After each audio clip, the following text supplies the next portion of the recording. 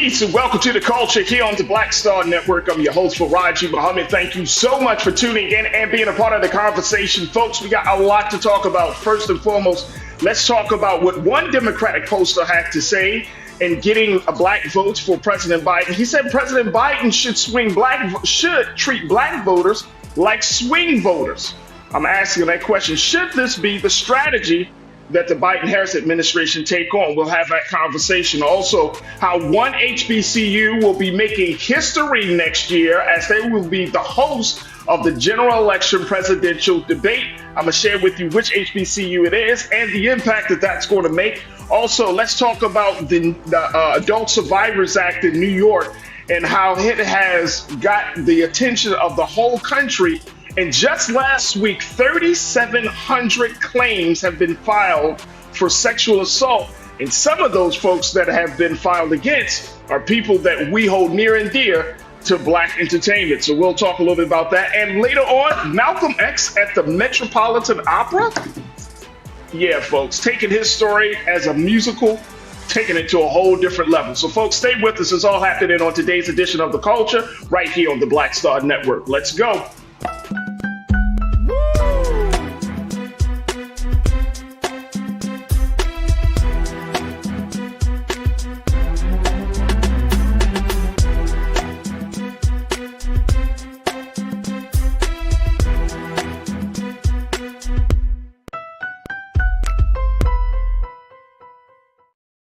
All right, folks, welcome to the culture here on the Black Star Network. I'm your host, Farajii Muhammad. Thank you so much for tuning in and being a part of the conversation. Folks, we got a lot to talk about.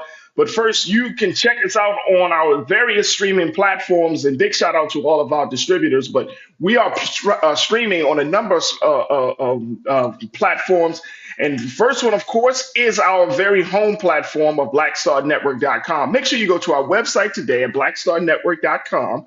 Download the app for free on all of your devices. Follow us on social media under Black Star Network. And of course, we look for your financial support to continue to power this digital movement. But make sure you go check us out there. We are streaming right now live on Black Star Network. We're also streaming on Amazon News on your Fire TV. So make sure you check us out there, as well as Amazon Prime Video, where you can find us there on Prime Video app under Live TV, the news, or you can find us at Amazon.com under Prime Video, Live TV, then news. And we're also on Freevee, where you can check us out on now under news. And we're on Plex TV 24 hours a day, 7 days a week. Search for Black Star Network on Plex and find us under Live TV News and Opinion. All right, folks, we're also streaming on social media on our Facebook page under Roland Martin and Black Star Network, as well as on Roland Martin's YouTube page. And it's also on his YouTube page that you will find the illustrious culture crew, the crew that has a lot to say and don't make no bones about it. Big shout out to the crew right now checking in. Willie Frazier, I see you. Pastor Damon Blissett, I see you, sir. Thank you so much. Lord Hacko 87, have a good show, bro. Thank you, brother. I truly appreciate that. Lana, thank you so much for checking in. My sister, Willie Frazier, got you. Francesca Epps, I see you. Good afternoon to you as well, Francesca. My sister, Karen Connor, checking in all the way from the great city of Los Angeles. Karen, good to connect with you once again. Cindy D. Hey, Cindy, how are you? C.A. Pullen, I see you. Even Suzette Speaks is in the chat because she's also on the show. She's also on the show. Big shout out to you, Suzette. Donna McAdoo, Kelly. Donna, thank you so much for checking in. And P. Jackson, hello, P. Thank you for checking in. All right, let me get my sister from another mother. Suzette Speaks is in the building. Hey, how are Suzette, you? I'm good. I'm ready to rock and roll. How you feeling? Happy post-Thanksgiving. I hope you had a great holiday. Shout out to the culture crew, everybody watching live, everybody watching Team Replay. Glad you're here. Join the conversation. There it is right there. All right, Suzette, let's start it off right here. President Biden, folks are asking, there's been this continuous conversation about the black vote, getting the black vote, making sure you can keep the black vote. Now, one Democratic pollster has gone as far as to say maybe the president needs to treat black voters like swing voters. And this is what's been said by this Democratic pollster Semaphore. Take a look at this. This is from the Griot, folks. According to the Semaphore article summarizing the polling findings, Black voters, although predominantly Democrat, share priorities and issue awareness that closely align with those of swing voters. Now, swing voters are not firmly committed to either Democrats or Republicans and are willing to accept candidates from other parties rather than making assumptions based on stereotypes or generalizations. Treating Black voters as swing voters, one strategist told Semaphore, could include customizing political rhetoric and policy ideas to resonate with the Black community.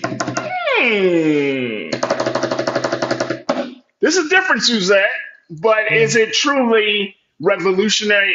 Do you think it could be possibly a game-changing strategy?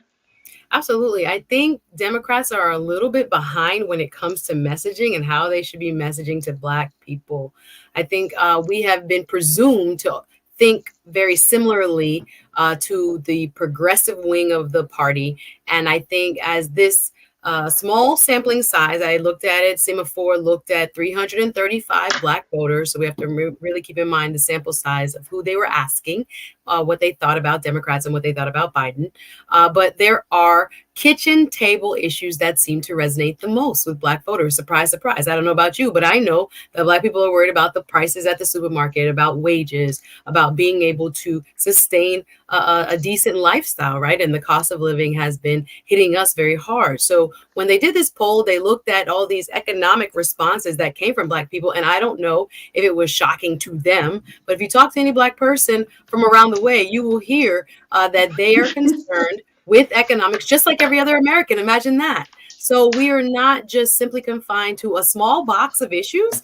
And I think that more polls like this will be able to alarm the Democrats to tell them, you know, you have to speak to us in many different types of ways. We are not a monolith.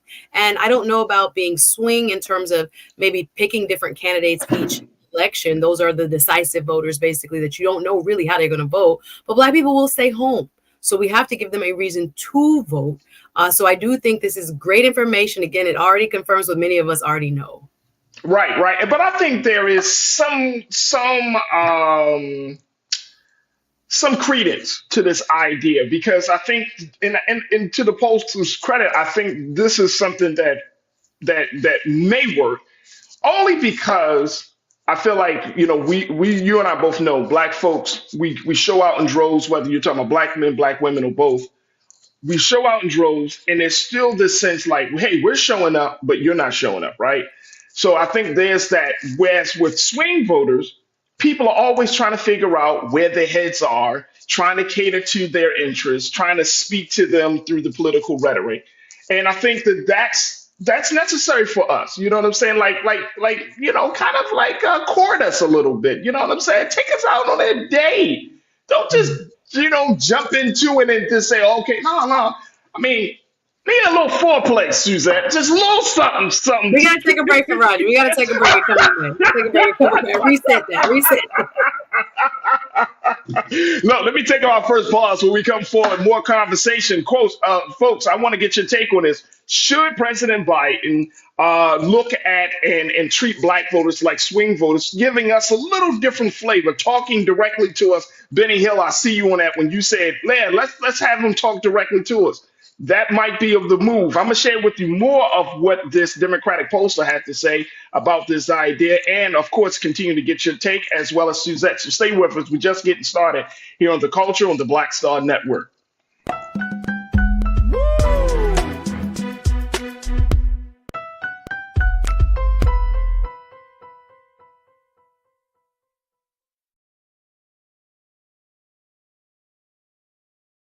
When you talk about Blackness and what happens in Black culture, we're about covering these things that matter to us, speaking to our issues and concerns. This is a genuine people-powered movement. There's a lot of stuff that we're not getting. You get it, and you spread the word. We wish to plead our own cause. Too long have others spoken for us. We cannot tell our own story if we can't pay for it. This is about covering us. Invest in Black-owned media. Your dollars matter. We don't have to keep asking them to cover our stuff. So please support us in what we do, folks. We want to hit 2,000 people, $50 this month, raise $100,000. We're behind $100,000, so we want to hit that. Y'all money make this possible. Check some money orders. Go to P.O. Box 57196, Washington, D.C. 20037-0196. The Cash App is $RM Unfiltered. PayPal is R Martin Unfiltered. Venmo is RM Unfiltered. Zelle is Roland at RolandSMartin.com.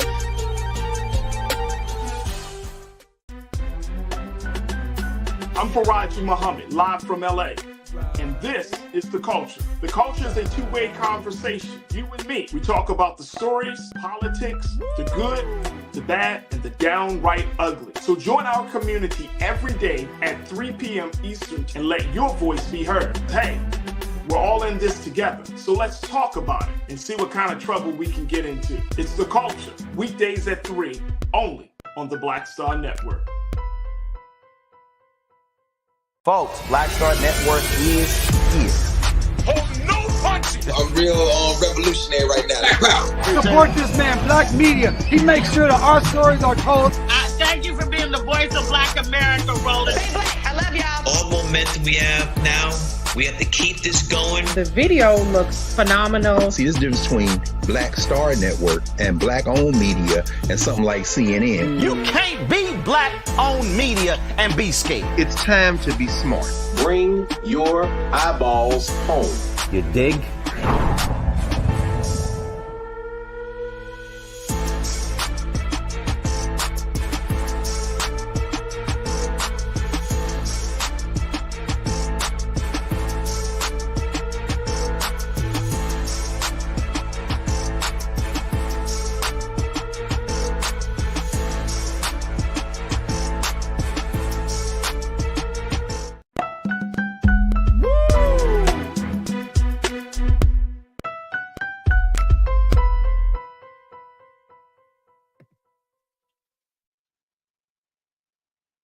All right, folks, welcome back to The Culture here on the Black Star Network. I'm your host, Farajii Muhammad. We are having a conversation, asking the question, should President Biden treat Black voters like swing voters? Now, this is based upon a conversation that Democratic pollster Semaphore and others are having about the fact that the support for President Biden and the Democratic Party has been dropping among Black voters. And now Democratic pollsters are trying to figure out, like, what's the next strategy? And they're saying maybe if we tailor-made the message a little bit better to really speak to Black folks. Let me bring my sister Suzette Speaks back into the fold here as we have this part of the conversation. Now, there's a different element of this that I do want to bring up.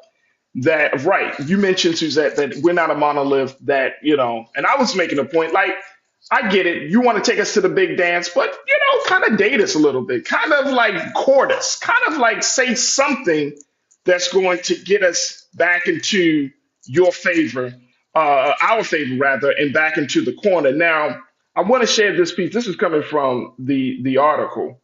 The point, one of the Semaphore talked about making this thing different.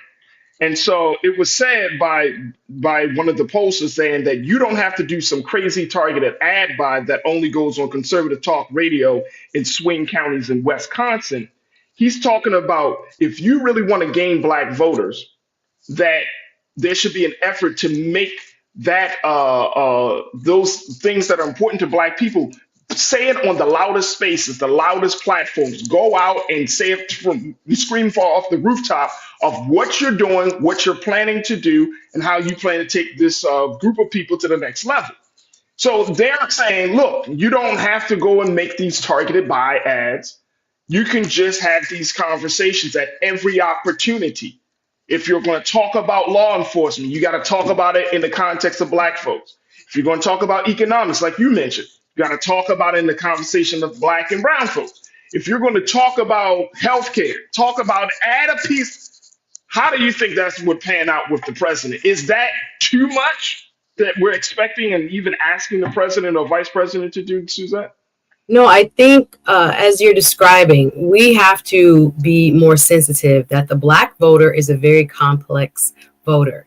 We cannot presume where Black people automatically stand on all issues. Again, among Black people, we have views that are very conservative on certain issues, and we have views that are more liberal or even progressive on other issues. So this one size fits all, how the Democrats have in the past decided to speak to all Black people, is being shown to not really fit, right? Because there are people, depending on where you live, Louisiana elections that we just looked at, where I am in the deeper South here in Florida, in the Northeast, and in metropolitan centers, and various states across our union, we think differently, and there are cultural nuances even among Black people.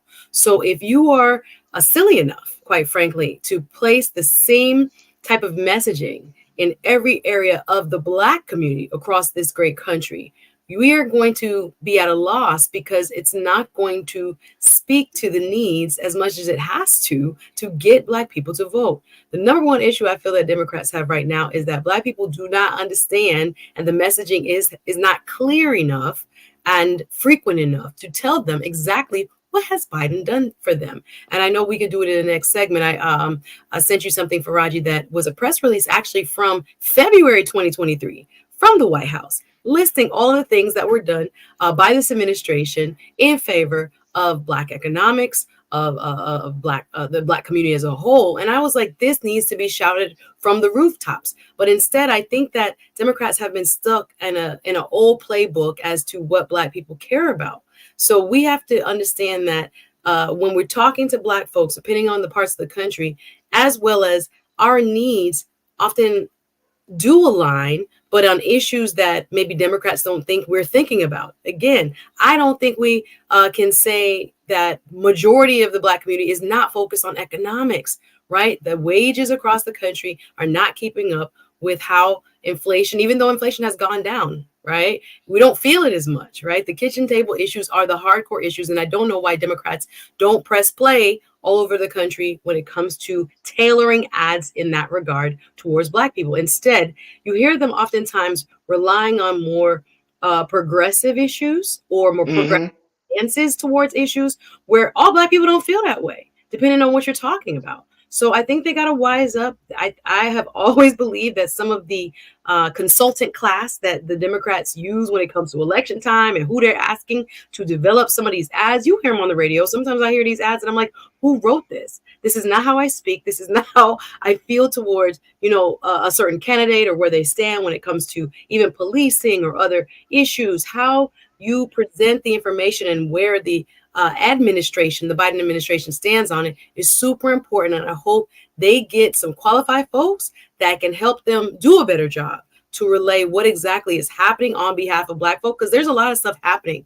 And I was trying to make a list, and again, we can bring up our graphic in a little bit, but there's so much happening, but Black people, don't know, or how it's being delivered to them as far as this has passed. This is a reform that came from the White House that is in your interest when it comes to rental assistance, when it comes to prescription drugs, when it comes to funding HBCUs, when it comes to what we survived the pandemic on, right? The child tax credit, all the things that are in the infrastructure bill. I know that's a big word, and sometimes we're wondering, like, how does that affect my life? But a lot of funding for small businesses, a lot of funding for even like childcare, daycare that people got tax breaks on when it came to during the pandemic and just after the pandemic. Much of it has just ended. There were a lot of things that helped sustain our lives that the Biden administration did, but we don't know about it. And again, the messaging for whatever reason is not landing, and they have to do a better job of listening. I think that, and I know we got to take another quick pause, but I think that the message doesn't land because, one, it's coming from up top. And so once a directive or a mandate or a policy comes from up top, then it has to make its way, trickle down to the states. And then it gets other stuff. It's running up against other challenges, right? So if you're living in a state that is, say, Republican led, you may not even see the benefits of what President Biden does, right? Because you're living in a state where funding and all of this other red tape is there.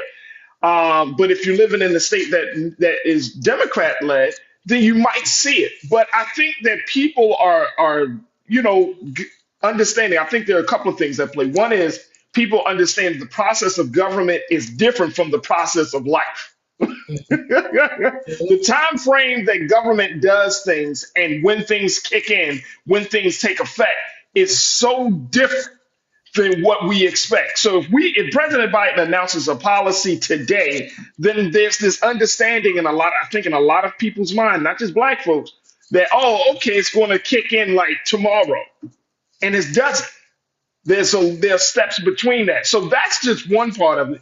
But then the other part of it is just the expectation, right? Like, for example, Big Brother Willie Frazier said, we need more civic education because the things that black people are worrying about, Biden really can't do anything about. There are some things the president just can't help.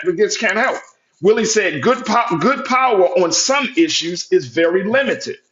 So, there's still a process, and I'm thank you, Willie, for saying that, because there's still a process in this whole thing that we have to understand, that we have to learn, and that we have to navigate through with our own expectations. And I think that's part of it. It's not, for me, it's like, okay, you can say, I'm doing this, I'm doing that, I'm doing this, but people are at dire straits in some neighborhoods, right? Families are really struggling. And so unless you putting some money in their hands, some food in the refrigerator, they're going to always kind of say, yeah, y'all not doing enough because it's not as tangible.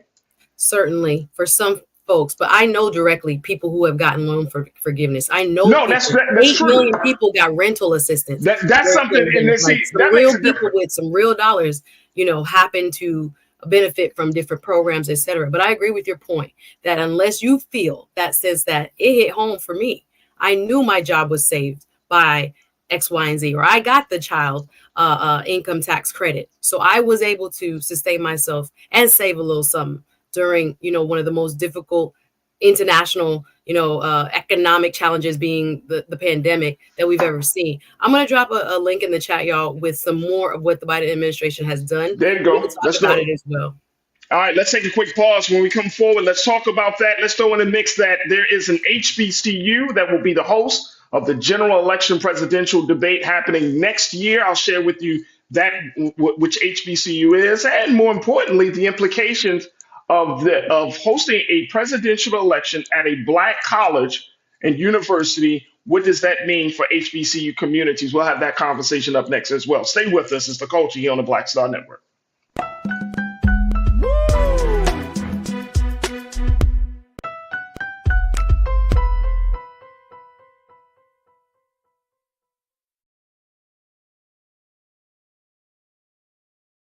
Folks, Black Star Network is here. Hold no punches. I'm real revolutionary right now. Support this man, Black Media. He makes sure that our stories are told.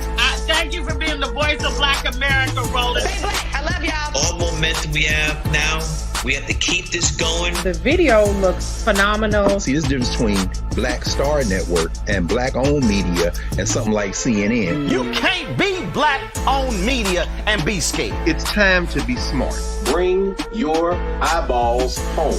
You dig?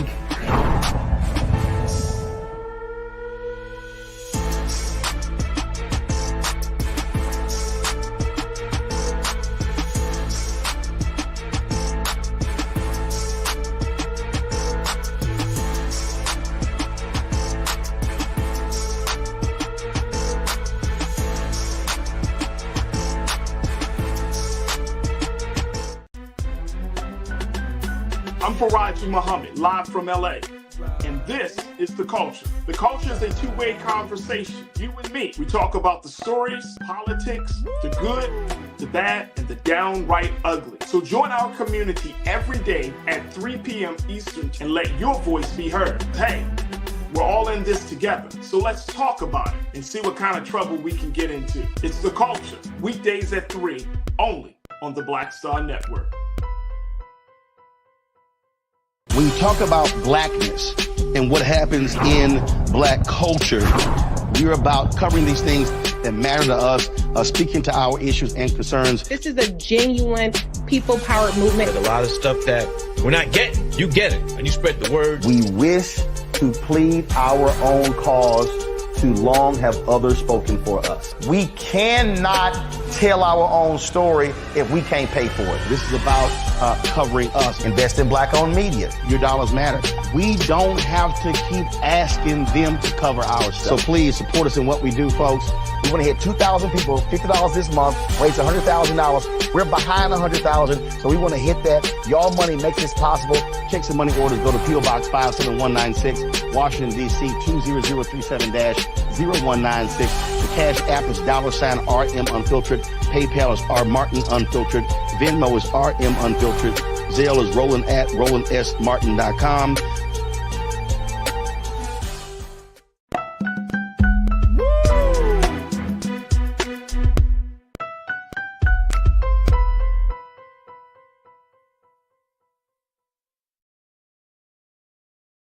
All right, folks, welcome back to The Culture here on the Black Star Network. I've got my sister Suzette Speaks joining me as well as we talk about President Biden and how there is one Democratic pollster that suggests that maybe the president should treat black voters like swing voters and really start to gain those voters back, because a lot of black voters are slowly falling away from the Democratic Party. I know that you probably come across some numbers as well, Suzette. But here's what the Wall Street Journal put out in a survey that indicated that Republicans have made significant gains among Black and Latino voters between 2018 and 2020 election. In the 2018 midterm elections, Republican candidates had only 8% support among Black voters, and former President Trump received the same 8% in 2020. Democrats had a support of 31% advantage over Republicans among Latinos in 2018 and a 28% advantage in 2020. But then the journal shared that 17% of Black voters now back Republicans, while Democrats' lead among Latinos has reduced to just 5 points. So they went from 28% in 2020 to just 5 in 2023. Dang. Wow. I'm always curious about where ends the sample size, right? Of how that is true. What they're doing. That is true.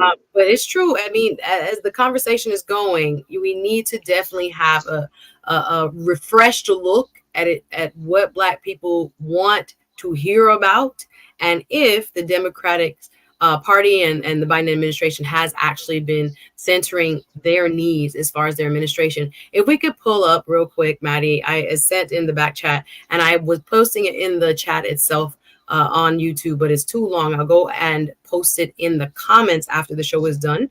The link to what I've just referred to here. You can just scroll real quick. This is the fact sheet. This came out February 2023 about what Biden's administration has done for Black equity. Notice economic equity, how they've lowered.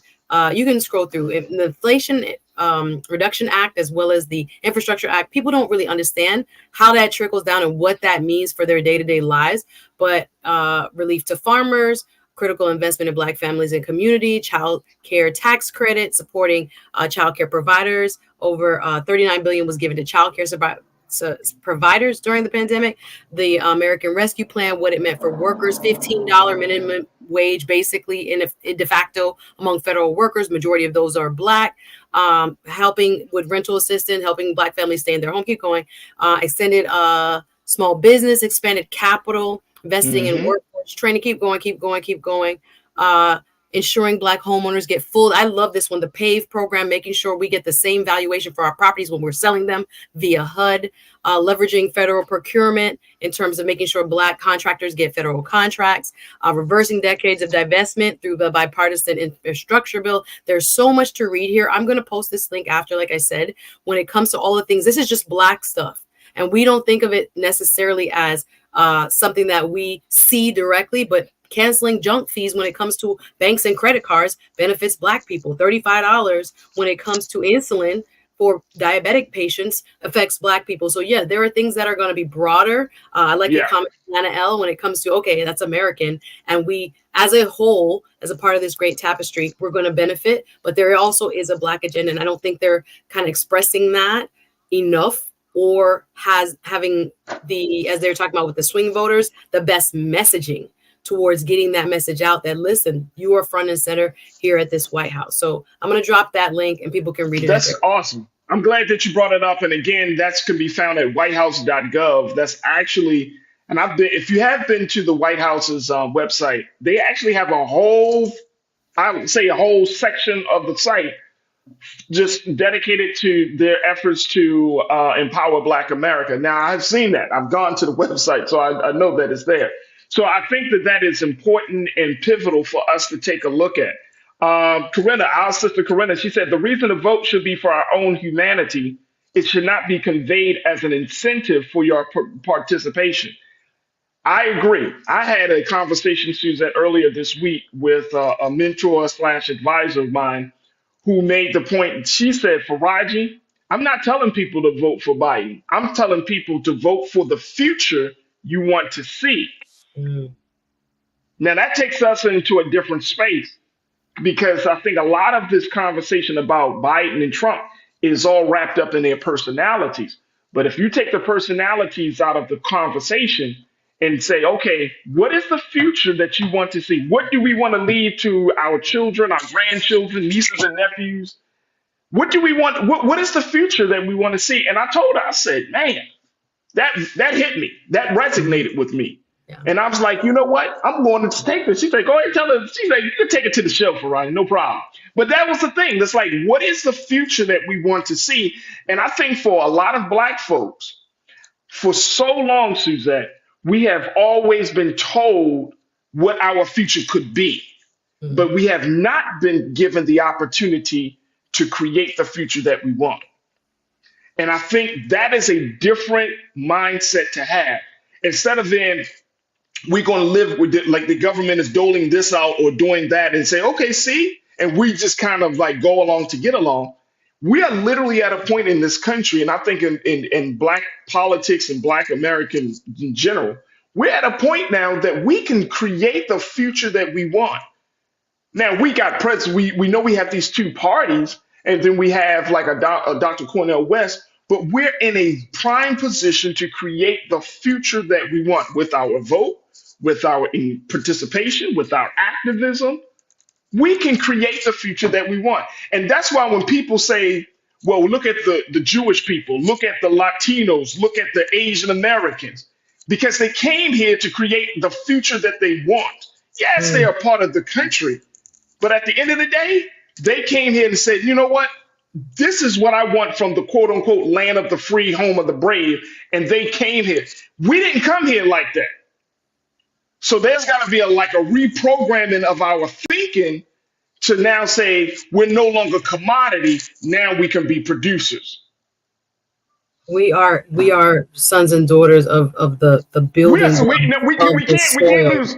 Right, we can't lose our inheritance. We have to look at that, and I agree with you 100%. Sitting at home means billions of dollars and policies are still going to be made without your input, without us running, Black men, Black women, with the mindset towards building of the Black community.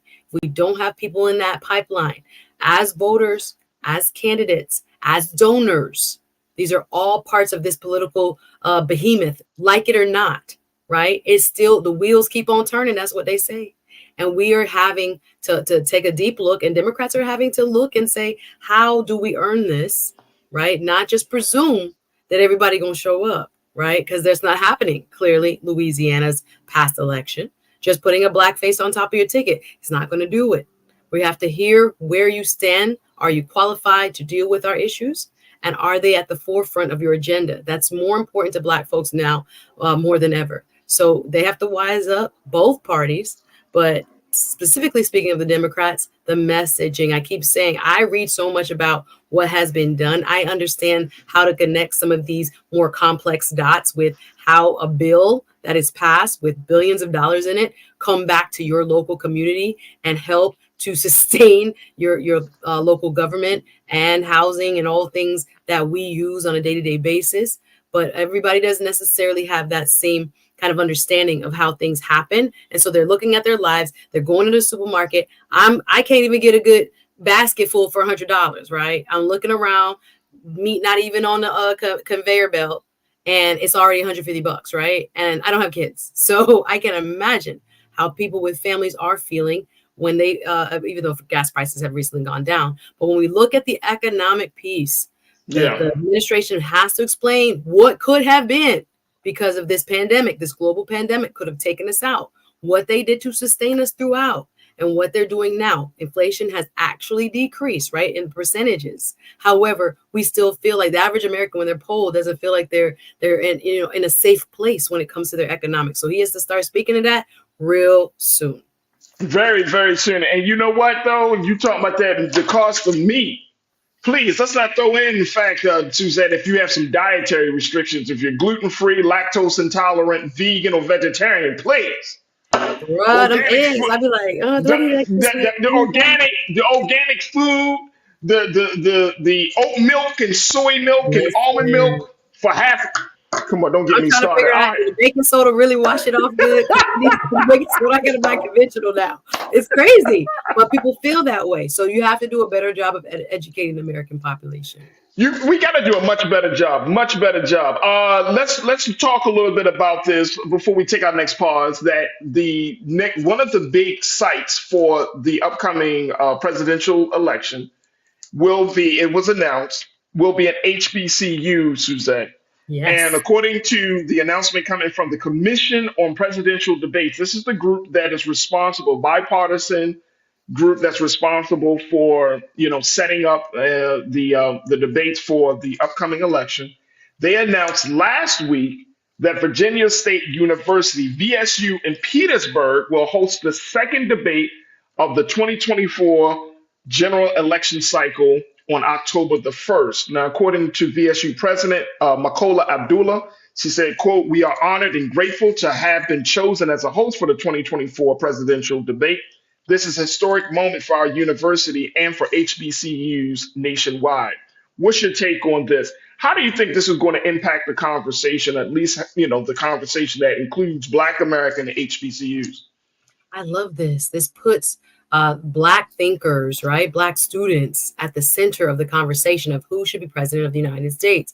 Now, we've seen presidential debates held at other universities, right? But this will be the first at a historically Black college or university. So I think the mainstream media might say HBCUs are having a moment. We know they are the cornerstone of educating Black minds for over a century and a half, really.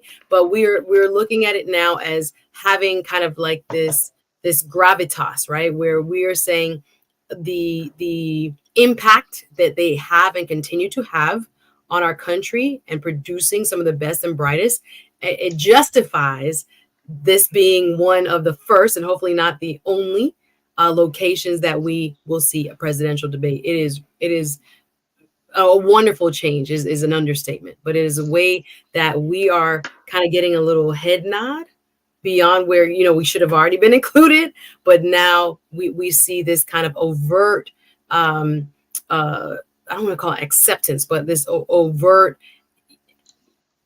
hand of unity that there's that this university as well is one that we would like to highlight and give this honor. So I think it's a wonderful honor for Virginia University.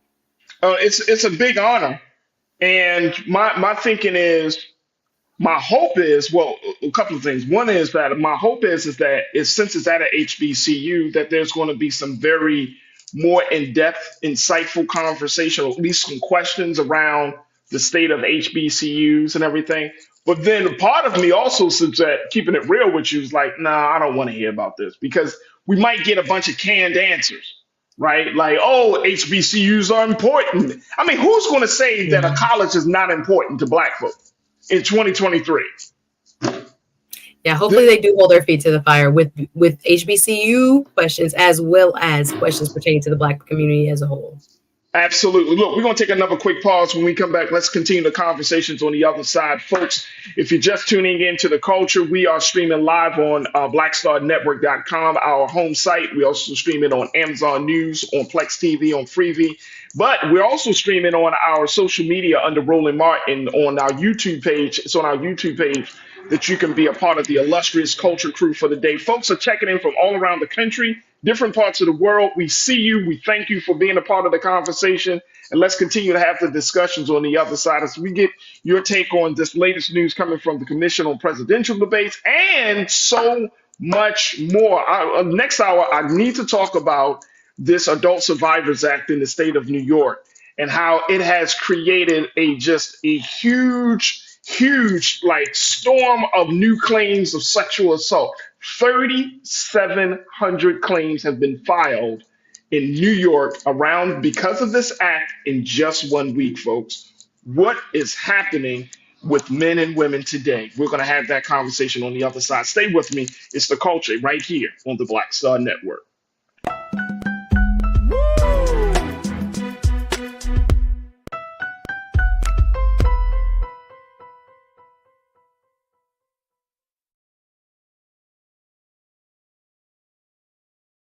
Pull up a chair, take your seat.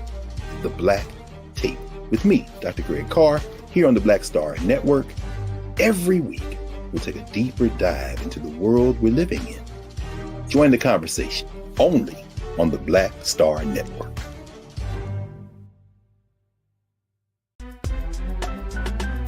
I'm Farajii Muhammad, live from LA. And this is The Culture. The Culture is a two-way conversation. You and me. We talk about the stories, politics, the good, the bad, and the downright ugly. So join our community every day at 3 p.m. Eastern and let your voice be heard. Hey, we're all in this together. So let's talk about it and see what kind of trouble we can get into. It's The Culture, weekdays at 3, only on the Black Star Network.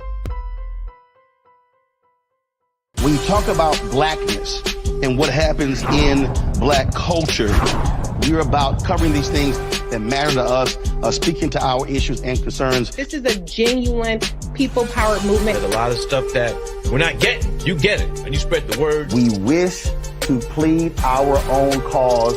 Too long have others spoken for us. We cannot tell our own story if we can't pay for it. This is about covering us. Invest in black-owned media. Your dollars matter. We don't have to keep asking them to cover our stuff. So please support us in what we do, folks. We want to hit 2,000 people, $50 this month, raise $100,000. We're behind 100,000, so we want to hit that. Y'all money makes this possible. Check some money orders. Go to P.O. Box 57196, Washington, D.C. 20037-0196. The Cash App is $RM Unfiltered. PayPal is R Martin Unfiltered. Venmo is RM Unfiltered. Zelle is Roland at RolandSMartin.com. Folks, Black Star Network is here. Oh, no punches! I'm real revolutionary right now. Support this man, Black Media. He makes sure that our stories are told. Thank you for being the voice of Black America, Roland. Stay black. I love y'all. All momentum we have now, we have to keep this going. The video looks phenomenal. See, this difference between Black Star Network and black-owned media and something like CNN. You can't be black-owned media and be scared. It's time to be smart. Bring your eyeballs home. You dig?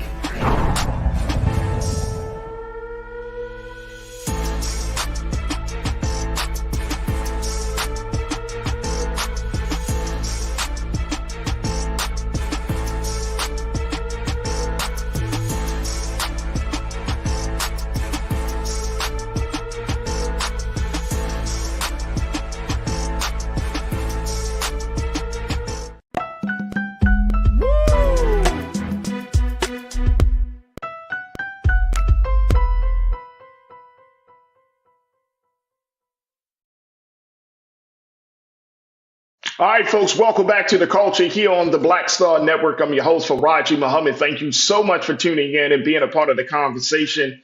We are streaming right now on our website, our home site of blackstarnetwork.com. Download the app, follow us on all social media platforms, and more importantly, folks, even though Giving Tuesday happened yesterday, you can still make your donation today to help us to power through this digital movement, this digital space that we are in, because your investment will make a world of difference for us to continue to do the work of putting out strong content, being there on the ground for big events and for big and small events, and most importantly, having these conversations like today. So your support means a lot to us. So that's why we're going to give a big shout out to Karen Meggs. Karen Meggs, let's give her a little horn or something there because she gave something today to be a part of the Bring the Funk fan club, came in at level 1. So Karen, thank you so much for support of the Black Star Network and being a part of the culture crew for the day here on the culture. So we truly appreciate it.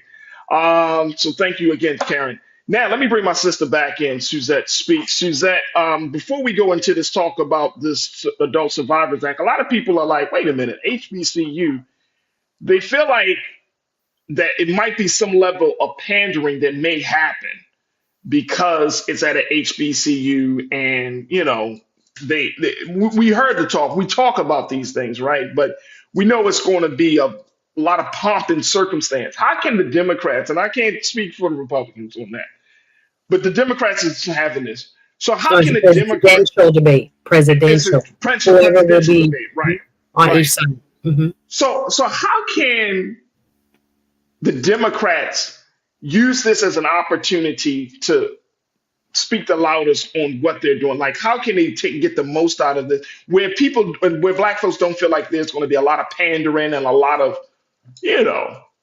So we just we had a whole segment about we don't hear enough about how they address our issues, and then they're damned if they do, and they have something at an HBCU, and it's like, oh, y'all want to talk about our issues now? Like we you can't win for trying. So I think we got to be very careful to presume that this is some sort of pander. I think it's something that we have all wanted to see, which is the Black community to be mainstreamed, right? To be more included in the general discussion as to where the direction of this country should be going. So I don't think it's a loss. I really think it's a win. And I would love to debate people who think that this is a bad thing for, I said Virginia University, I should have said Virginia State University to be hosting this debate. I think it all goes back to the meat and potatoes of the questions. I think the moderators will have a great deal to do with how people feel the debate goes as to whether it feels like a pander or if they're actually holding the candidates accountable for what they're truly going to do or not do.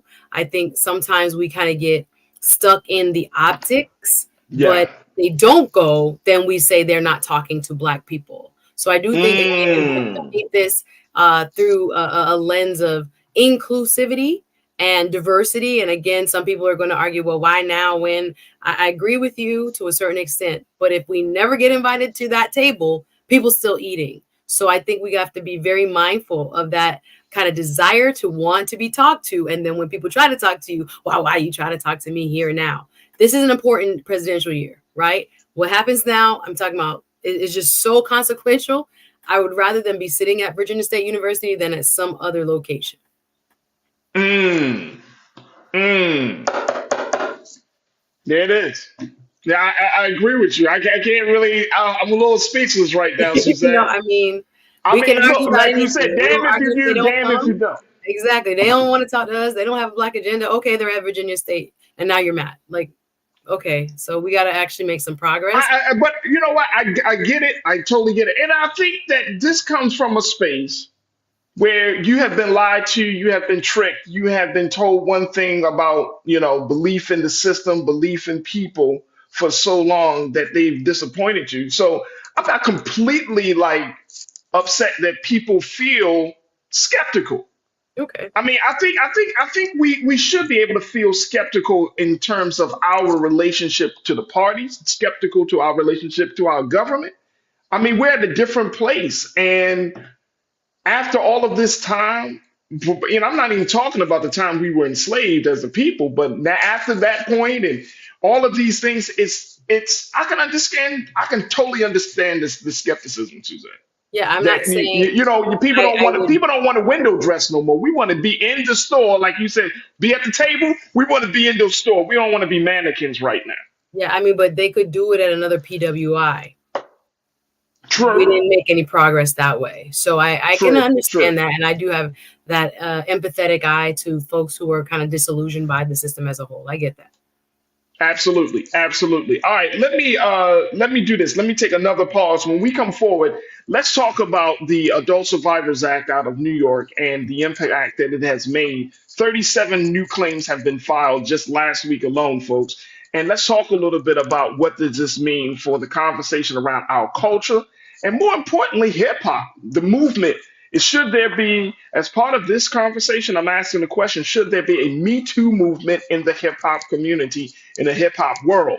We'll have that conversation up next. Stay with us. It's The Culture here on the Black Star Network.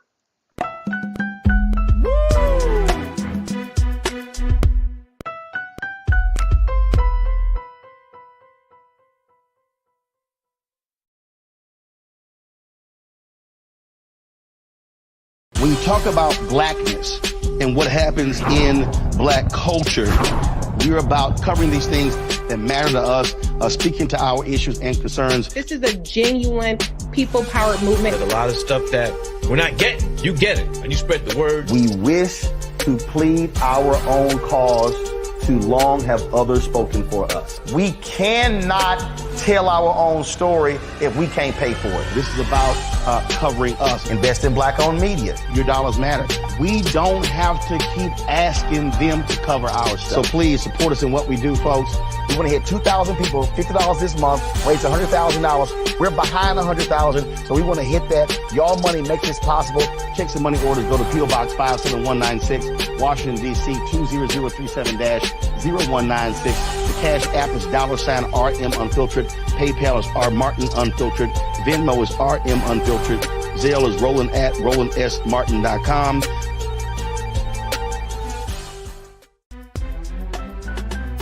I'm Farajii Muhammad, live from LA. And this is The Culture. The Culture is a two-way conversation. You and me. We talk about the stories, politics, the good, the bad, and the downright ugly. So join our community every day at 3 p.m. Eastern and let your voice be heard. Hey, we're all in this together. So let's talk about it and see what kind of trouble we can get into. It's The Culture. Weekdays at 3, only on the Black Star Network. Folks, Black Star Network is here. Oh, no punching! I'm real revolutionary right now. Support this man, Black Media. He makes sure that our stories are told. Thank you for being the voice of Black America, Roland. Stay black. I love y'all. All momentum we have now, we have to keep this going. The video looks phenomenal. See, this difference between Black Star Network and black-owned media and something like CNN. You can't be black-owned media and be scared. It's time to be smart. Bring your eyeballs home. You dig?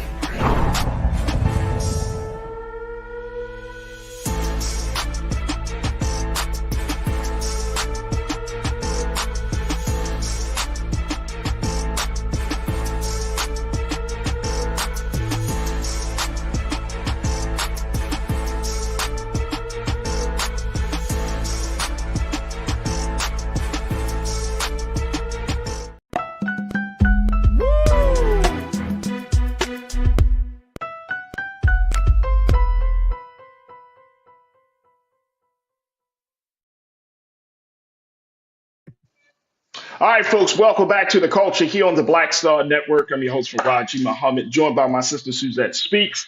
We want to talk a little bit about the Adult Survivors Act that had the whole country talking, because this is the act that was created, or that was signed back in 2022, and it has expired on Friday, November the 24th. And basically, it removes the statute of limitations of folks that have been abused, and them coming forward to file some legal claim against their alleged abuser. So this particular act has gotten people talking all across the country, because not only are these claims been of regular folks, quote unquote, but they have also included high-profile celebrities and a handful of politicians. So, I made the statement that 3,700 claims were filed last week, when in fact, and I want to correct myself, that it was 3,700 claims that were filed over this 1-year period, Right. and as ending on Friday, November 24th. So I want to make sure that we're clear about that, and we didn't want to misrepresent. But Suzette, talk to me about this Adult Survivors Act that we saw, that this influx of people kind of like going to the court system. And I'm not sure, I'm going to be honest with you, Suzette. And I was like, I can't talk to nobody else about this other than a lawyer, because I'm not sure, what does this mean? Is this talk about this particular act and all of these claims, is this finally like something that we should be like applauding and hoping that other states start to adopt, or is this a money grab situation for some people? Like, and I know you probably we can't tell, but it changes the We'll course of the discuss both conversation. sides. Yeah, we'll discuss both sides. But you laid it out very well, Farajii, when it comes to what exactly happened. So we know the governor of New York, Kathy Hochul, 1 year ago signed into law what was passed by the New York State Legislature, which would allow at any period in time for this course of a year, if any victim of sexual assault wanted to come forth, and file a lawsuit in civil court, not criminal court. Let's just be clear. Remember, there are two sides of our justice system in the United States. The criminal side, which is the state prosecuting a person for crimes against what is on the state books, right? The state law, right? And bringing them to justice and going to jail. Civil lawsuits are between two individuals, one claiming that one has in some way damaged them and they're seeking some sort of compensation for those damages, right? So this allowed a 1 year window for civil lawsuits for any victim during any time period of sexual assault or harassment or anything that was of a sexual nature. So what we saw over the course of a year, as you stated, 3,700 lawsuits were filed, right? Some as old and even older than 50 years ago, right? No statute of limitations was given, and it actually opened the door on what was previously about a year, right? But if you talk to any prosecutor around this country who deals with sexual cases, we have something that is very common. It's called delayed disclosure, in which it is very common for those who have suffered this form of abuse and assaults that they don't come forward right away. Oftentimes it takes many years to come to terms with what in fact did happen or allegedly has happened to these individuals. So we did see in this last week, right before Thanksgiving, an influx before the deadline. And that's where we saw Cassie's case that was brought against Diddy. And I think that one was a huge one that, we saw. But the very first one that went viral was actually the president's. President Trump, when we saw him sued for sexual harassment in the Waldorf Astoria dressing room by author E. Jean Carroll. This was the act that she used to bring that case. And again, she won that case, winning $5 million. And of course, it's going to be appealed by the former president. But we have now seen so many more names being drawn into positions of having to defend their name, right? We have, and one thing I will say, I did take issue with another network. I guess I can't name it here. And all they used were the black men who were being accused. They didn't use any photos in their report, but of white men who also were now facing these lawsuits. But let's call them out, right? We have Axl Rose, right? We have Russell Brand, former mayor or Cuomo. We have several others that we know among our community. Jamie Foxx, his name was now mentioned in a lawsuit saying that, he had perpetrated allegedly some form of unwanted touching. We see Cuba Gooding Jr. We see Bill Cosby being named again in these lawsuits. So this is also something that I think other states will be looking at. And I was just reading that California is considering something like this, opening back up the possibility of filing, even though the statute of limitations. Yes, other places are doing it because guess what? I just want to jump in there. Let me just go ahead. Harvey Weinstein, put that name back in there because we've seen these names presented to us before. It doesn't mean that these people are guilty, right? But they're looking for compensation, right? Some sort of monetary damages for what they allege happened to them. Look, I can only, and I appreciate you kind of making that distinction, because it's not just black men. And I've seen that on social media over the weekend. People are like, oh man, it's an all-out attack on black men. No, it's not an attack on black men. If black men kept their hands to themselves, like stop blaming the victims. Let's keep that real. We always ask the question, why didn't the victim do A, B, and C? Very few times do we ask the question, why do men keep doing A, B, and C? Right? In these cases, right? So let's not get into that space. But I'm glad that you brought that point up. But just to see that if it comes to California, you got New York City, the most populated city in the country. Los Angeles is second up in the most popular. It's going to open up, I mean, huge. That will be a game-changing policy. And it could truly advance the conversation, Suzette, around sexual assault, rape, domestic violence. It can be a game changer here. So how does that? And I know we got to take another quick pause. So let me pose this question and then get your take afterwards. But how does that work in terms of kind of pushing the conversation? Because right now we just kind of getting this thing of, okay, who's next? Who's next? And being filed against. I'm trying to figure out how does this push the conversation around the treatment, the protection, the overall rights that women have in the state of New York and possibly in other states. So I want to have that discussion on the other side. Folks, stay with us. We're just getting started here, having this part of the conversation about the Adult Survivors Act. What's your take on this? As we're seeing that there was this huge number of new claims that were filed over the year, and the conversation around sexual assault, sexual abuse is still raging on, but we still haven't found any true resolution. So post your comments in the chat as we're streaming right now on Roland Martin's YouTube page, and of course, stay with us. It's The Culture right here on the Black Star Network.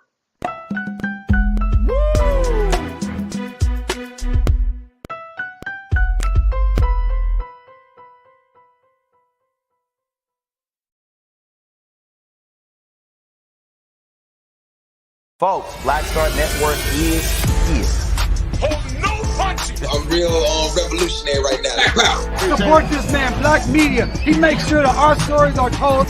Thank you for being the voice of Black America, Roland. Stay black. I love y'all. All momentum we have now, we have to keep this going. The video looks phenomenal. See, this difference between Black Star Network and black-owned media and something like CNN. You can't be black-owned media and be scared. It's time to be smart. Bring your eyeballs home. You dig?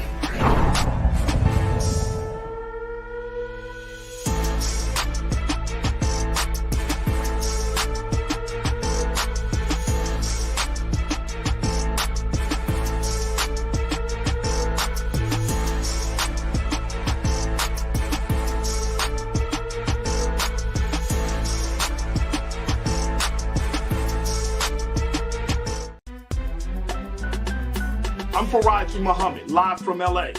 And this is The Culture. The Culture is a two-way conversation. You and me. We talk about the stories, politics, the good, the bad, and the downright ugly. So join our community every day at 3 p.m. Eastern and let your voice be heard. Hey, we're all in this together. So let's talk about it and see what kind of trouble we can get into. It's The Culture. Weekdays at 3, only on the Black Star Network. When you talk about blackness and what happens in black culture, we're about covering these things that matter to us, speaking to our issues and concerns. This is a genuine people-powered movement. There's a lot of stuff that we're not getting. You get it, and you spread the word. We wish to plead our own cause. Too long have others spoken for us. We cannot tell our own story if we can't pay for it. This is about covering us. Invest in black-owned media. Your dollars matter. We don't have to keep asking them to cover our stuff. So please support us in what we do, folks. We want to hit 2,000 people, $50 this month, raise $100,000. We're behind 100,000, so we want to hit that. Y'all money makes this possible.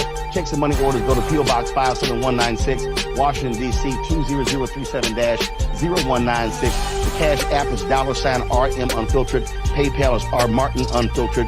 Venmo is RM Unfiltered. Zelle is Roland at RolandSMartin.com.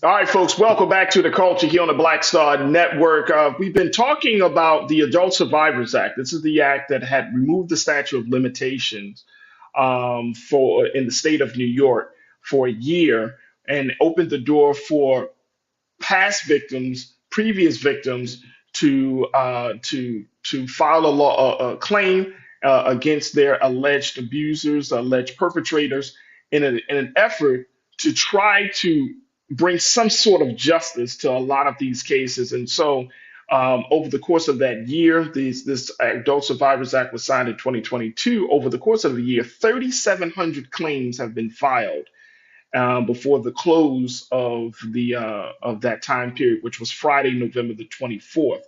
And so, talking to my sister Suzette Speaks, who is not only just a TV show host, but she's also an attorney, to give us some insight about the implications, and more importantly, how does this push the culture around in the conversation about sexual assault forward? So that'd be my question here, Suzette. Is like, how do we get out of this space to seeing who's next? How do we get out of this space of having a conversation about sexual assault through the context of money grab, and getting into a better space of really empowering victims to speak their truth and to find justice? Yeah, I think it's very important that we look at New York as the trailblazer that it is in terms of their legislature looking up and looking at what laws were on the books and seeing if and questioning whether they were sufficient in order to mete out justice. Again, I want to say, first and foremost, when it comes to whose profiles and who have been used as kind of the poster boys of this, we have to hold journalists accountable and news outlets accountable for kind of showing us one side or one view of who has been accused. Now, most of these men, we'll have to say, even President Trump, from his time being held liable for the case against E. Jean Carroll, he has maintained his innocence. Mr. Combs has come out, and I will add to that list Aaron Hall. I haven't seen a spokesperson, speak to where he stands on all of this, but many of those who have been accused have stated they don't remember this happening, it never happened, and they denied the allegation. So we just want to put that out there. So I want to also visit, and I was just looking up Farajii because I was listening to some coverage about what is happening now in other places, because what I think is going to start happening is around the country on the state level, there are going to be state legislators within the state houses and the state senate that are going to take a look at their laws on the books when it comes to how long of a time that possible victims of sexual abuse have to make their claim. Now, again, New York was around about a year prior to this. And again, 18-year-olds or higher, folks who could make a claim one time, were given this opportunity through this, what we call sunsetted law, 1 year only. So I was looking up, and I haven't read it, so I hate to talk about it because I haven't read it, the California Sexual Abuse and Cover-Up Accountability Act, which looks like, and again, it's premature for me to discuss it, but is giving like a 2026 window where there are certain lawsuits, and I have to go deeper into it before I speak about it here, that may be able to be filed. So I do think this has opened the door to a couple. Before, I think there was a limited understanding across our society as a whole as to the nature of sexual crime, right? Sexual abuse, sexual misconduct, and whether it was as salacious as what was outlined in the federal lawsuit that was, filed and then disposed of by, between Cassie and Sean Diddy Combs, where, they came to some sort of settlement. People's eyes are open that, it's not one way that something like this can happen. Of course, when it comes in the Hollywood scene and the media kind of takes on that, what should I say, the salacious side of it, we have to just remember that there are real people and real lives affected by this. I will point out that in New York, a lot of lawsuits were also filed, we're not hearing as much about them, by former prisoners against prison guards. I was reading about a lady who said she was pregnant at the time, had been, according to her allegations, that she was raped, and they are suing not only the individuals, but the state of New York, the prison systems, et cetera, and talking about how she lost her baby at 4 months, where the same guard came back and violated her, according to her lawsuit again. There are several like that, where there are former prisoners talking about abuse in the system. So I think it's great that they are, as a great, not the abuse, but that they are highlighting what happened to them, because we discussed it when I was on Roland's show, how much, disregard we have for human life once it's inside of a prison, where we should allow our fellow Americans really to serve their time out safely without thinking about an added punishment, and really not punishment, a violation, a human rights violation, to be subject to sexual assault while they're just trying to serve their time. I think some of those need to be talked about a little bit more. But I do think we have taken a step forward when it comes to our understanding of a society, that people don't come forward right away. It's the nature of the crime, it's the shame, it's the embarrassment, the type of courage it takes to actually go forward, make yourself known, and file this type of lawsuit. I think we cannot underestimate that. Again, there are going to be other commentary around, why they waited so long, it's all about the money, etc. You're going to hear both sides of this. But I think so. I don't know if they have equal weight in my eyes. Right. Here's Pretty Brown Mimi 726. My sister, you said I ain't check you out. I ain't acknowledge you. So I'm acknowledging you, and I'm going to share your comment because I think you're what Suzette is saying, it speaks directly to your comment, Mimi. But you said the first thing you said is that if you've been sexually assaulted, you don't know what you're going to do or when you're going to report it. I think that's super real. And because Mimi, you have also said that she said, as a domestic violence survivor, let's start with believing Black women. Non-Black women aren't the only survivors out here. # believe us, Black women too.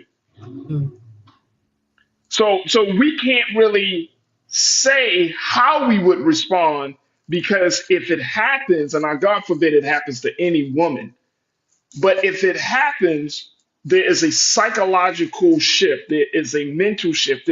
You're going through all of these emotions. You're going through all of these changes in a very short period of time. It's thrusted upon you. So as a man, and as just one who tries to be empathetic to other people's suffering, that time of when to report it happens when it happens. And we can't dictate that. It's like somebody trying to speeding up the grief process after you lose a loved one, right? Like it's going to take whatever time you need to take is the time you need to take. And there are triggers. That's one of the things that I've learned, that sometimes, a woman can recover emotionally and mentally, move on with her life, and then just seeing that person, especially if it's a high profile individual, you seeing this person on TV around other people, quote unquote, living their best life, you're triggered. And it happens. And then you're like, you know what?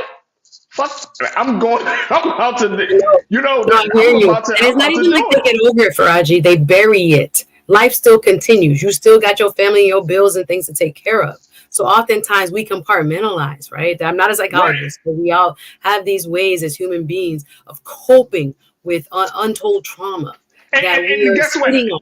And it doesn't have to be seeing that person. It can be in the next relationship. It can be talking to somebody on the phone. There's so many layers to this that we as a community, as a society, are just beginning to understand a lot better. So I do think this type of legal landscape, this shift, is allowing us to have more in-depth, if we want to, conversations, and not just the salacious headlines of it. And I couldn't hardly finish reading what was in Cassie's federal lawsuit. Oh my God! Let me just tell you, if I'm in, if I had that experience, the least I can do is take your money.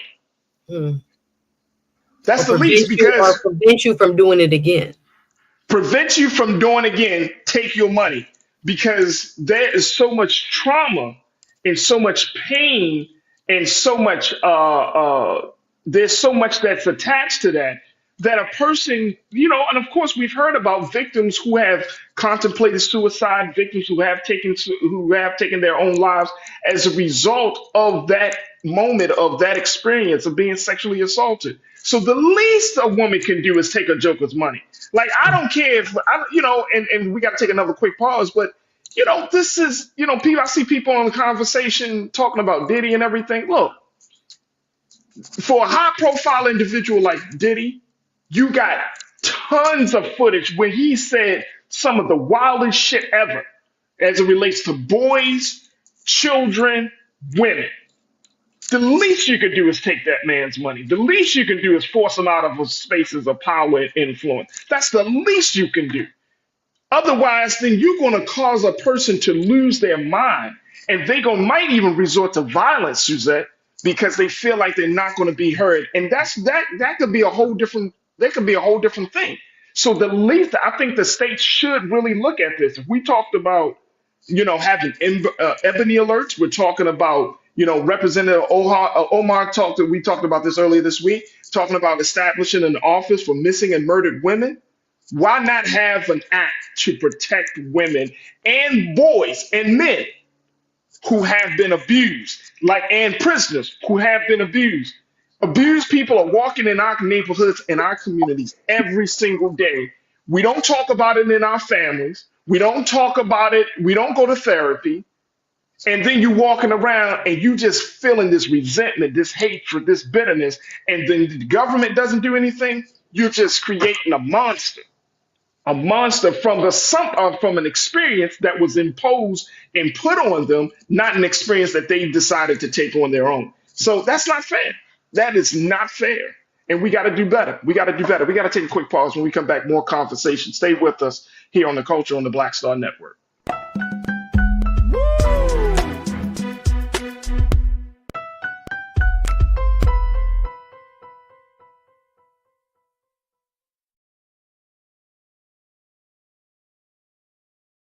Folks, Black Star Network is here. Oh, no punches. I'm real revolutionary right now. Support this man, Black Media. He makes sure that our stories are told. Thank you for being the voice of Black America, Roland. Stay black. I love y'all. All momentum we have now, we have to keep this going. The video looks phenomenal. See, there's a difference between Black Star Network and Black-owned media and something like CNN. You can't be Black-owned media and be scared. It's time to be smart. Bring your eyeballs home. You dig?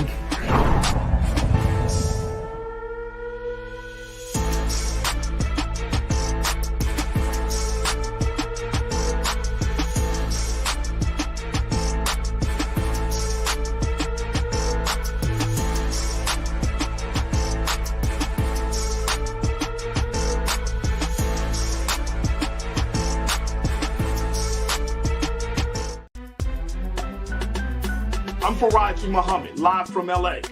And this is The Culture. The Culture is a two-way conversation. You and me. We talk about the stories, politics, the good, the bad, and the downright ugly. So join our community every day at 3 p.m. Eastern and let your voice be heard. Hey, we're all in this together. So let's talk about it and see what kind of trouble we can get into. It's The Culture, weekdays at 3, only on the Black Star Network. When you talk about blackness and what happens in Black culture, we're about covering these things that matter to us, speaking to our issues and concerns. This is a genuine people-powered movement. There's a lot of stuff that we're not getting. You get it, and you spread the word. We wish to plead our own cause. Too long have others spoken for us. We cannot tell our own story if we can't pay for it. This is about covering us. Invest in Black-owned media. Your dollars matter. We don't have to keep asking them to cover our stuff. So please support us in what we do, folks. We want to hit 2,000 people, $50 this month, raise $100,000. We're behind 100,000, so we want to hit that. Y'all money makes this possible. Checks and money orders go to P.O. Box 57196, Washington, D.C. 20037-0196. The Cash App is $RM Unfiltered. PayPal is R Martin Unfiltered. Venmo is RM Unfiltered. Zelle is Roland at RolandSMartin.com.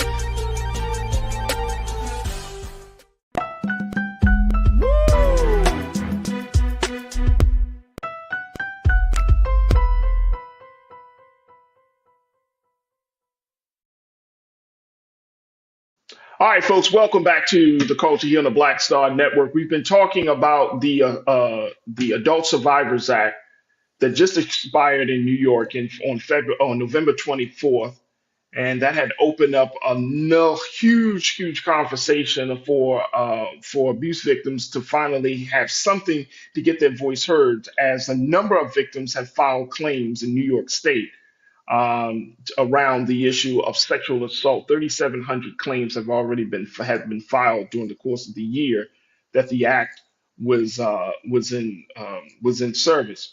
Let me bring my sister Suzette Speaks back because I think Suzette, this also opens the conversation about the Me Too movement in hip hop world. I remember when the Me Too movement hit the film industry, the film and TV industry, with Harvey Weinstein and others who were pointed out as being predators and sexual deviants. That I was wondering, and this is just for me, I don't know about anyone else. I was like, damn, I wonder if it's going to come to hip hop. And it started when there was some a claim filed against Russell Simmons, a rape claim that from I think it was the early '90s that it happened. But and then I thought to myself, oh, this is going to be the tipping point. This is going to be the, but it didn't. It didn't. It didn't go that way. It kind of just like fizzled out. Now with Diddy and this Cassie lawsuit, even though it has been settled, and I want to get your take on that. Like, what do we make of that for her to file a lawsuit and then literally in a 24-hour period, that lawsuit is settled? Is that an indicator of guilt? No, I wouldn't say so. Well, I pointed out again, I had an amazing segment about this as on the date that lawsuit was being filed. And we have over 150,000 views on that on Roland's show, by the way. But my very words was sometimes and oftentimes these things get settled. And then by that evening, like right after we went off the air, they had reached a settlement. So that's not uncommon, and it is not an admission of guilt. I know in the court of public opinion, if you watch social media, everybody's like, if you didn't do nothing, you would defend your name, etc. It can cost you more to go through this process, even if you weren't a person who committed the said acts. It can cost you a lot. We've already seen some fallout. We've seen that even though he owns the company, that Mr. Combs has been removed or has stepped down, depending on where you read the headline, as the head of Revolt. And there may be other fallout where people. Oh yeah, Macy's took Sean John out of the store. Yeah, I think we are having the Me Too for hip hop right now. Other people who have been named include, L.A. Reid. Not again to say that any of these people are guilty. They are all innocent. And many have claimed they're innocent until proven otherwise, or like I said, in a civil case found liable or not. These are not criminal cases.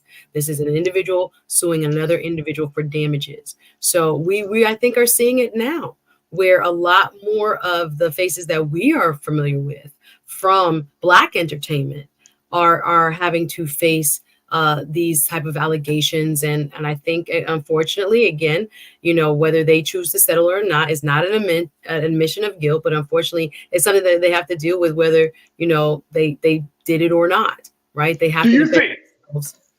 Do you think that there needs to be some more structured conversations about the treatment of women, especially by high-profile, powerful men? Like there needs to be some structured discussion about this, because I don't want us to lose the momentum. And Diddy, he's been such an instrumental figure in that music and entertainment for 30 years at least, right? For 30 years. And as much as that we talked about the other cases, I think a lot of people, even with R. Kelly brought that certain thing, Bill Cosby, we see that, but Diddy is like huge. You know what I'm saying? His network, his touch on the industry, on the culture has been major. So do you think that we need to have some more structured conversations about this? Like this could really be a game-changing case, even though it's been settled, but it can be a game-changing moment for hip hop to get out of the misogynistic tone that's often seen in music, to get into a more respectful space. Do you think that can happen or should happen? I think you're right, and I would agree with you fully that we need to see more spaces taking up some of the discussions on a deeper level, where we're not, again, just on a gossip level. Oh my gosh, did you hear this? And it's so shocking, and all of those, things that go with this type of legal matter, but I do think it has already started the ball rolling on a hip hop Me Too, if you will, because the folks that have been mentioned here, again, everyone is innocent until proven otherwise, are a part of a greater conversation as to why this type of law was deemed necessary in the first place. In the 50s, for some of these lawsuits were from 50 years ago or more, in the 70s, even in the 90s, there was less of a legal appetite to see and understand and process this type of crime in the way we understand it now. So oftentimes we saw the brush aside. I'm looking back at some of these interviews that were given by an Aaron Hall and by other people, and we're like, Let me tell you something. wow, He is wild. he didn't age well at all. This was so problematic. Hell no. People was laughing Hell at, no. oh my gosh, he'll go crazy, and you know about me, right? Like, it's like, what? Right. And Suzette, when I saw that, Hindsight is right, 2020. Like, it my didn't age mouth well. dropped. My mouth dropped. I was like, dude, are you serious? Like, y'all know how big I am. Y'all know how I do. And it's like, bro, and I'm sorry, like I lost complete respect for this dude, right? Like what? Are you serious?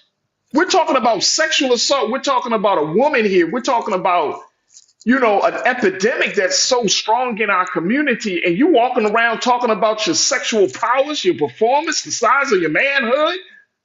It shows you how much we've evolved as a society, because what was deemed, I don't even call it acceptable, but what was not, given its kind of due criticism 20 years ago, now just seems very abhorrent. It is now this shift in society that we've seen, where certain types of conversations on interviews, bragging and boasting about certain things that went on way before, these laws took effect, or where, they only had potential victims only had a shorter period of time to make these claims. That's why, certain legislators in New York said, let's kind of open the floodgate and give them a one-time shot at what they claim took place. If they can prove up their case in civil court, so be it. But yes, I do think this is a watershed moment, because it's like you said, it's Diddy. It's someone who has, those type of major brand deals. And I'd be interested to see if there are any others who will disassociate themselves. And even his kids. I was thinking about the poor kids in this and all that. Come on, Suzette. Right. You're right. And again, not to say there are people who are pro Diddy and saying, they're coming after him for whatever reasons. But I do think it has really opened a Pandora's box of what it has meant to be a part of the hip hop community, especially in that era, and what took place. We always heard about Aura and what Mr. Kelly has been accused of, but there are many others that we kind of were more hush hush about, that we, kind of knew within the family, so to speak, within the community, but we never really addressed it.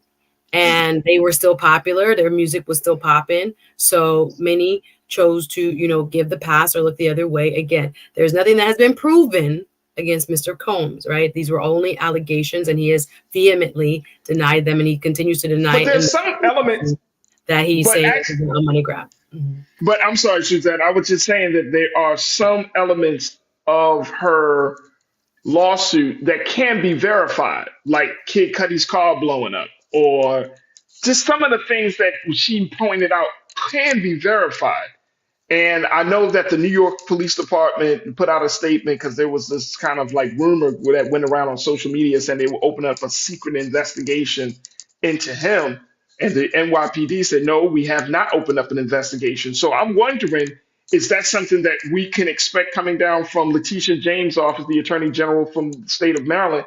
Or do more women need to step up? Which I don't know if it's going to happen, but do more women need to step up? Because I think that it should happen. Like, at the end of the day, you have a lot of power, you have a lot of influence, you've been around, but there have been rumors for years, just like with R. Kelly, just like with other black men, unfortunately, but there have been rumors for years that you've been doing some stuff either with women or with men. And now your sexuality is one thing, but when I'm saying men in terms of forcing him, in terms of his relationship with Usher, relationship with Justin Bieber, You know what I'm saying? What were they doing? What was he doing when they were 14 years old and 15 years old? That's the concerning part. It's not about if you're gay, you gay. But once you start to get into the space of children, abusing children or victimizing children, you put your hands on women, then that's a different conversation. Okay, let's also be very clear that he has denied any of this. Right. And again, those are just allegations. There's nothing proven yet, whether on the criminal justice side, on the criminal side of our legal system, or on the civil side. So let's just kind of pause there just to make sure both sides are represented in the discussion. I will just only speak to the legal side of it. Absolutely. It depends on the statute of limitations in a given state. Now, if California is in fact opening up back the door, again, I cannot confirm it as far as this conversation goes, but looking ahead, if we start to see other states allowing for a review to say, hey, you know, what we understand now to be sexual abuse, sexual assault, and the time frame that we gave people in the past due to our laws, we might need to revisit these. And I think even looking procedurally, Cassie's lawsuit was filed in federal court. I've never seen something like this filed in a federal lawsuit. What was allowed under this statute was to be in state court, in New York's own court system. I thought that was very interesting. And I don't know, I can make a prognostication as to what might have happened there, but it wasn't under a federal statute. That's what I was like, wait a minute, shouldn't this have been in state court? So procedurally, if the state of New York itself has laws that have been broken and that they are within the statute of limitations, then we might see some sort of movement. I thought it was really interesting what you just brought up, that as powerful as Diddy is, they had to come out and make a statement and say that we are not investigating, which means, in my mind as an attorney, they probably are investigating. There's no proof. Of course, they have said they are not. But at first, I was like, that's not the statement you want to hear as a potential defendant. But we have to take them at their word. That's what they said, coming from the police department there. But again, who knows what's cooking? And again, it depends on the dates, the victims, when things possibly have occurred, as to whether we'll see any criminal side, right? The state attorney on behalf of the citizens of the state prosecuting anybody who has broken the laws of the state on the criminal justice side. Now, again, on the civil side, I don't know if we'll see any more types of legislation around the country like this on a state by state basis, or back in New York yet again. But it's been interesting to see, 3,700 is a lot of people, right? Like I said, a lot of people. A lot of criminal people who were inside of the prison system, who were incarcerated and experienced, according to some of these lawsuits, some terribly egregious sexual assault and sexual violence at the hand of the state. People who were officers and people who were correctional officers who were charged with their safety were doing some allegedly doing some horrid things. So if those things come out now, maybe we can see change in terms of how the criminal justice system administers its prisons. Again, we talked about this on Roland's show. I had my colleague, I think he's out of Texas, was like, I don't want to hear it, because there are people all the time that are abused within the custody of the state, within prisons, because prisons don't have any national law, right? It's state by state. It depends on funding, and everybody across the country in their own little jurisdictions are doing their own thing.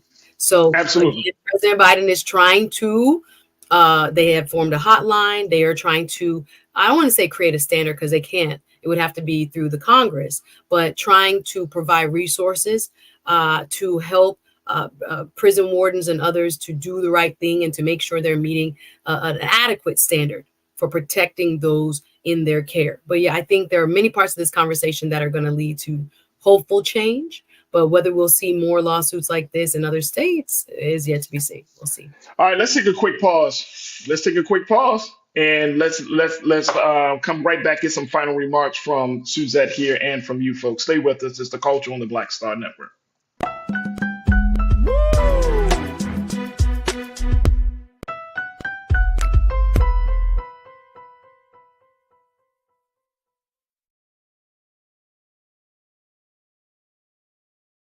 Pull up a chair, take your seat. The Black Tape with me, Dr. Greg Carr, here on the Black Star Network. Every week, we'll take a deeper dive into the world we're living in. Join the conversation only on the Black Star Network.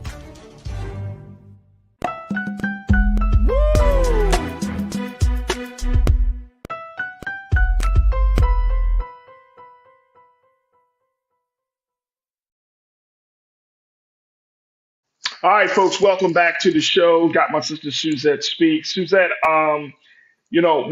just to kind of wrap this part of the conversation up, where do we go from here? Because Cassie, in her particular case is pretty much closed out, right? So she can't write any books, or what are the conditions? But we don't know the terms of the settlement. We don't know the terms of the So settlement. that's why I'm actually curious as to what is included and not included in that.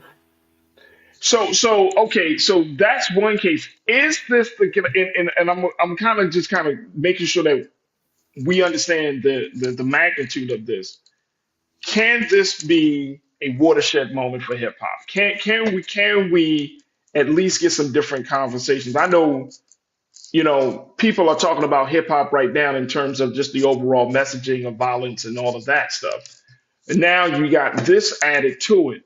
It feels like hip hop, even as we close out the 50-year anniversary of hip hop, two big discussions have been happening in the hip hop world. One is about violence that was kicked off by the artist D1, and talking about violence and how hip hop artists need to do more to clean up their music. And then two, you have this. So this is all happening in the year that we celebrate a major milestone for the culture and for the music. And I'm wondering, as we go to the year 51, should we expect some different things coming from our artists? And I think we should. I think we need to have some very, very different conversations. I'm tired of hearing about artists talking about giving away some damn turkeys, but you putting out music that is going to be around far longer than a damn turkey. And have a greater impact on people, on our community, on children's minds.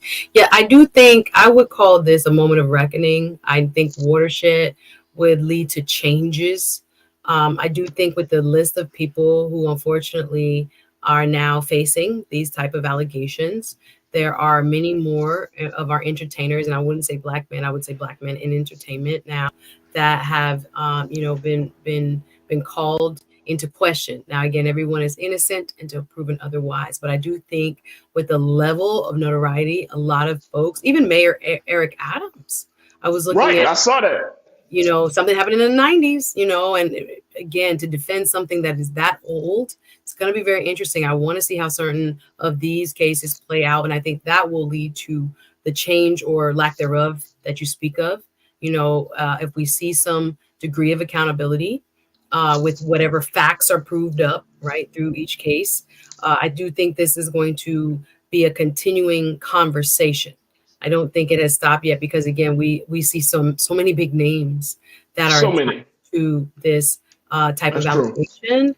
Again, I do think it is some kind of reckoning that didn't happen during the Me Too, but is most definitely happening now with all the names that are attached to said lawsuits. But we'll see if other states follow suit. I think that's going to be very interesting. And again, we got to see how these lawsuits play out and what outcomes are deemed, by either, the judge or jury. Absolutely. So what, accountability is meted out. We don't know. There's just so many questions still, but I do think this has definitely opened a door to a deeper conversation when it comes to the behavior of entertainers, when it comes to people who they have a lot of influence over. I do think it has changed the conversation quite a bit. Hey, look, Seabreeze 40 checking in as part of the culture crew. Suzette, Seabreeze 40 said, "We now know there's another way to gain success, and it doesn't require hurting Black women." There it is right there, Seabreeze 40. I agree with you. It does not require hurting, diminishing Black women. And it does not, just to add to what you said, Seabreeze 40, it doesn't even require you talking about killing your black men and your brother. This does not have to be our pathway to success. This does not have to be our quote unquote musical expression. It doesn't have to be this way. And this is whether it's for the artists or for the companies behind it or for those of us who consume it. It does not have to be this way. We can have a different musical, cultural experience. We need a cultural revolution at this point.